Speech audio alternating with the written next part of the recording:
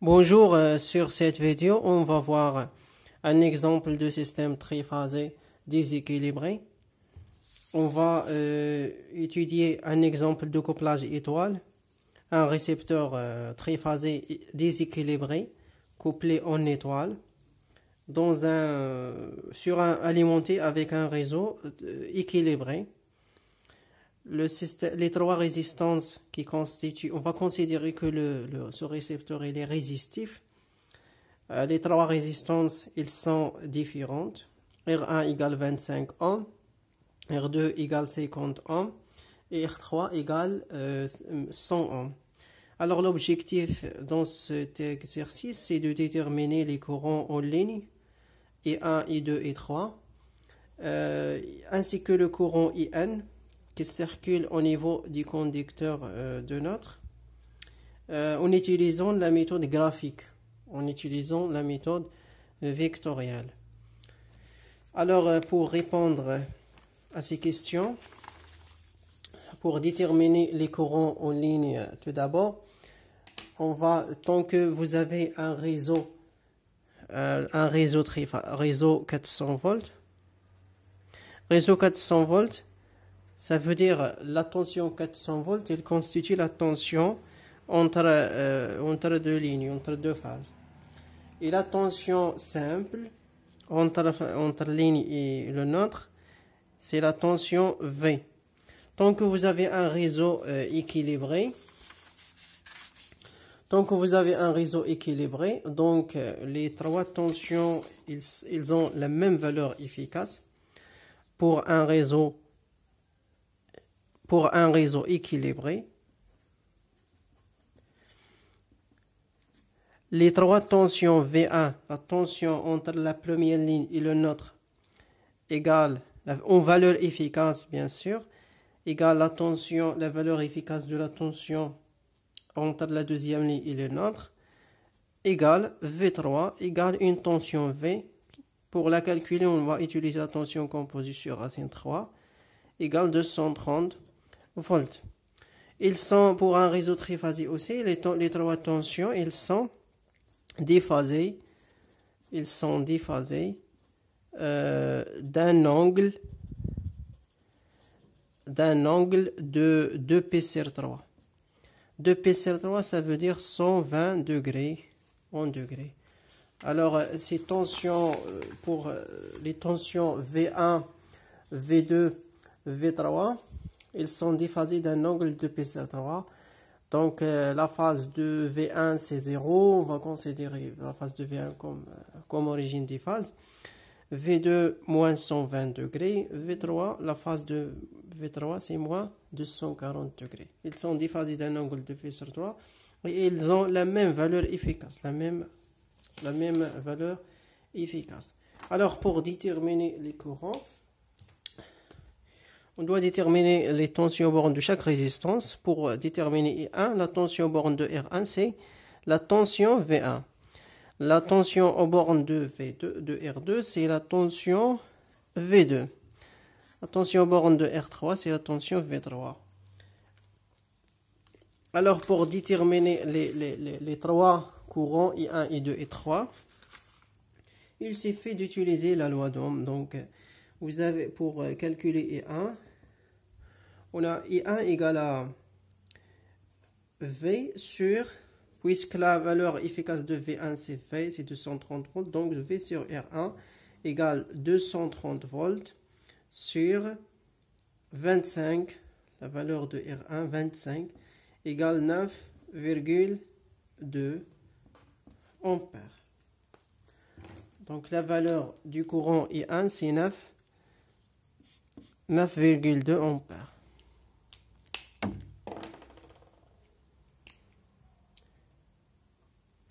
La valeur du courant I2, c'est V sur R2, égale 230 sur 50. La valeur de R2 sur 50 égale 4,6 ampères. En valeur efficace, bien sûr. Pour le courant I3, égale à V sur R3 égale 230 sur 100 ohms. La valeur de R3, donc égale 2,3 ampères. 2,3 ampères en valeur efficace. Dans le schéma ici, j'ai utilisé les minuscules E1, E2, E3, V1, V2, des minuscules pour désigner les valeurs instantanées. Et pour les valeurs majuscules, désigne les valeurs efficaces. Alors, pour déterminer, ça c'est la première question. La deuxième question, pour calculer le courant qui circule au niveau du conducteur de notre. Bien sûr, d'après le schéma, vous avez I1 égale à I1 plus I2 plus I3, la somme des trois courants, le courant qui circule dans le nôtre. Donc, vous avez I1 égale à I1 plus I2 plus I3. J'ai utilisé les minuscules pour désigner les valeurs instantanées. Ça veut dire à chaque instant. Et non pas les valeurs efficaces. On n'effectue jamais la somme des valeurs efficaces, puis parce que tout simplement les trois courants, ils sont déphasés. Donc pour déterminer le courant dans le nôtre, au niveau du conducteur de notre, soit on utilise la méthode vectorielle, la méthode la plus simple parce qu'il est difficile normalement de déterminer directement la valeur de IN, la valeur instantanée. C'est pour cela qu'on utilise des méthodes plus simples, qui est la méthode vectorielle. Ça veut dire on trace le vecteur de IN. Bien sûr, en effectuant la somme des trois vecteurs I1 plus I2 vecteurs plus I3 vecteurs. Les trois vecteurs I1, I2 et I3 représentent les courants I1, I2 et I3. Ça, c'est la méthode vectorielle.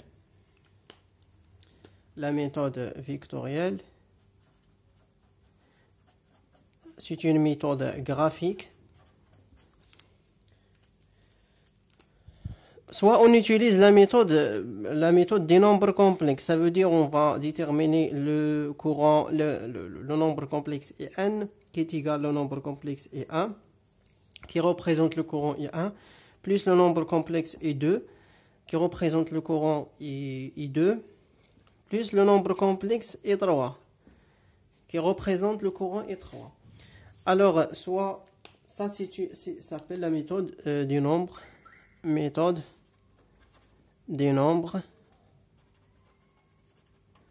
complexes. La méthode des nombres complexes. Alors, dans cet exercice, on va s'intéresser à la méthode vectorielle. On va utiliser seulement la méthode vectorielle.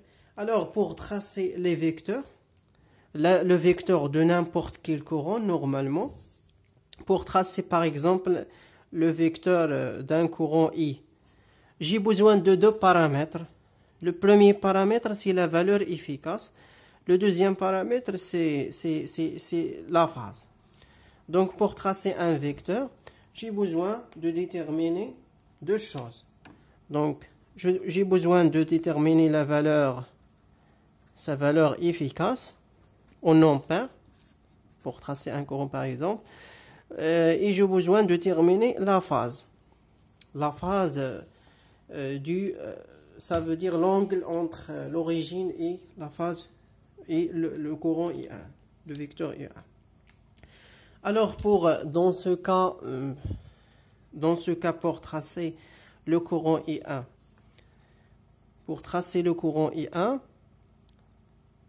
j'ai besoin de sa valeur efficace qu'on a déjà calculée ici.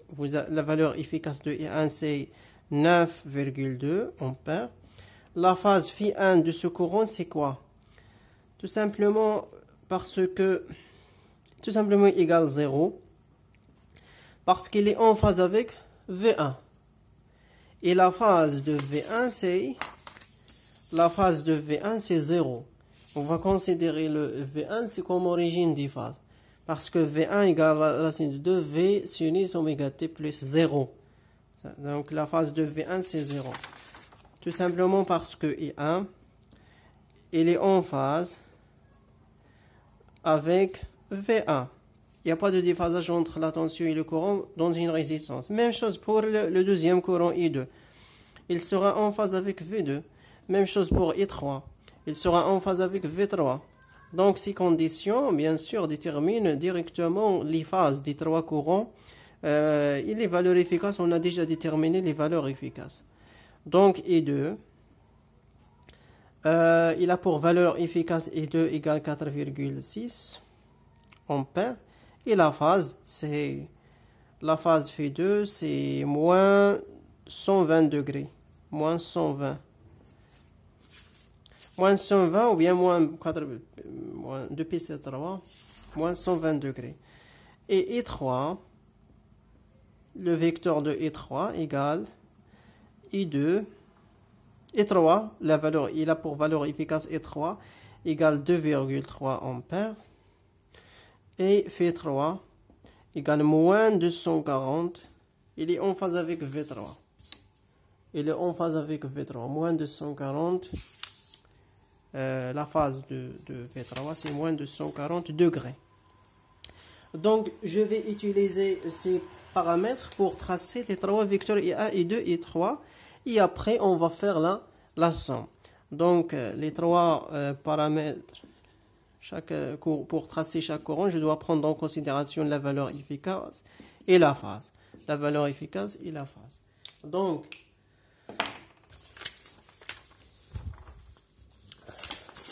Donc pour tracer le courant I1, vous avez la tension V1. Le courant I1, il est en phase avec V1, donc je vais tracer I1 directement. Mais avant de tracer, moi j'ai déjà tracé les tensions, les trois tensions V1, V2. Bien sûr, en utilisant, on doit choisir tout d'abord l'échelle. La méthode graphique, il faut toujours choisir l'échelle. Pour tracer les V, j'ai choisi une échelle de 11. Donc l'échelle pour les tensions. Pour les tensions, j'ai considéré 11 cm représente la tension V, qui est 230 volts. Pour les courants, on a des valeurs efficaces 9,2, 4,6, etc. On va choisir 1 cm. Il va représenter 1 ampère. 1 cm, il va représenter 1 ampère. Donc, I1, il a 9,2 cm, 4,6 pour I2, 2,3 pour cm pour I3. Donc on va tracer le courant, le premier courant. Le courant I1. Il sera en phase avec V1.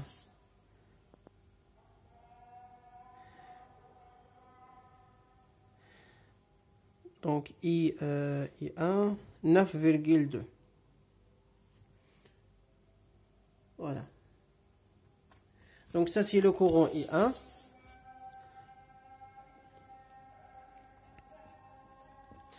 Le deuxième courant I2, il sera en phase avec V2. Donc I2, il a pour valeur efficace 4,6 ampères, donc 4,6 cm.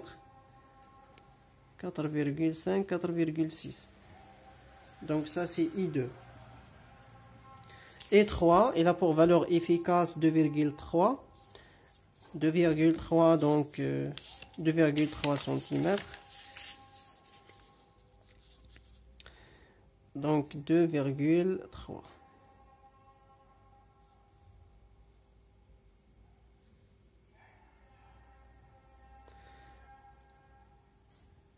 Voilà. Donc ça c'est le courant I3. Vous avez le courant I1, I2, I3. Voilà, 4,6. Donc, après avoir tracé les trois courants, qu'est-ce que je dois faire? Je dois effectuer la somme. Je dois effectuer la somme des trois courants, I1, I2 et I3, pour trouver le courant IN qui circule au niveau du conducteur de notre. Donc, pour faire la somme, normalement, vous avez I1, je vais tracer I2 à l'extrémité de I1, et I3 à l'extrémité de I2 pour trouver, bien sûr, pour effectuer la somme facilement. Donc, je vais tracer I2 à l'extrémité de I3, de I1, donc ça c'est... Je vais prendre la longueur de I1.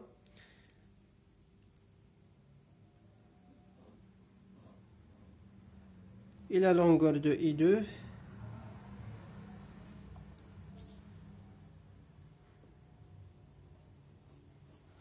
Donc ça c'est le courant I2. D'accord, donc ça c'est le courant I2. Le courant I3, je vais tracer le courant I3 à l'extrémité de I2. Mais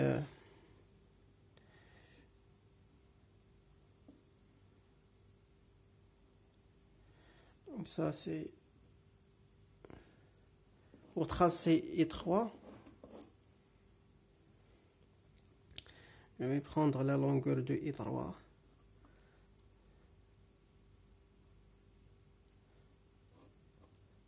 Donc ça c'est le courant I3, d'accord? Donc ça c'est le courant.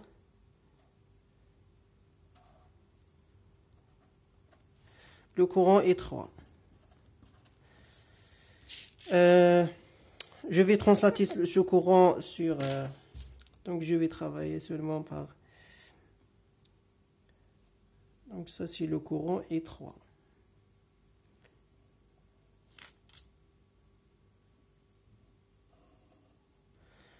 Je vais prendre la longueur de I2, 4,6 cm. Donc, finalement, on va trouver le courant I3. Ça, c'est le courant I3. Donc, vous avez I1 plus I2 plus I3. La somme des trois courants, on va trouver la somme directement. Ça, c'est la somme. Ça, c'est le courant d'une autre, IN. Donc, ça, c'est le courant IN. Je vais mesurer la longueur de IN. On va trouver une valeur 6,1. 6,1. Donc, on a trouvé le vecteur de IN. Il a pour valeur efficace 6,1 cm, ça veut dire 6,1 ampères. Hein? Donc 6,1 ampères. La phase de ce courant, puisque V1 représente la phase de V1 représente il représente, comme on a pris la phase de V1 comme origine des phases. Donc la phase de Vn, c'est quoi? C'est l'angle, ça c'est l'angle Vn. Donc Vn égale, je vais mesurer la valeur de Vn. Donc vous allez trouver à peu près vous allez trouver à peu près 18,5 ou bien 19. Moins 19. Elle est négative. Moins 19. Moins 19 degrés. Donc on a trouvé les caractéristiques. On a bien trouvé les caractéristiques du courant IN. Donc ça c'est la valeur efficace, ça c'est la phase. Donc finalement on va trouver Vn égale, donc la deuxième graphiquement, donc le courant en valeur efficace IN c'est 6,1.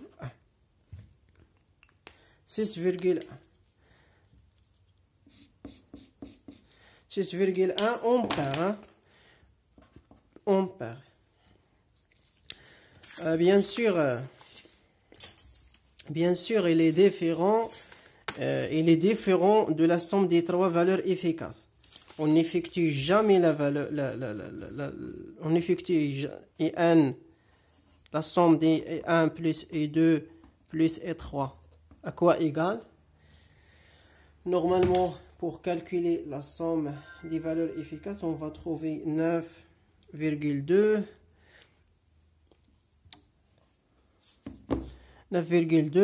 plus 4,6 plus 2,3 égale 16. 9,2 plus 4,6 plus 2,3 égale 16,1 ampères. Donc il est différent. La valeur est différente de la valeur IN. Donc lorsque les courants ils sont déphasés, on n'effectue jamais la valeur efficace. La somme des valeurs efficaces plus I1 plus I2 plus I3. Donc cette relation à éviter si les courants ils sont déphasés. Donc cette relation à éviter. On effectue soit la somme des vecteurs I1 plus I2 plus pour trouver le vecteur de IN, ou bien la somme des nombres complexes. Donc c'est ou bien la somme des valeurs instantanées, mais on n'effectue jamais la somme des valeurs efficaces.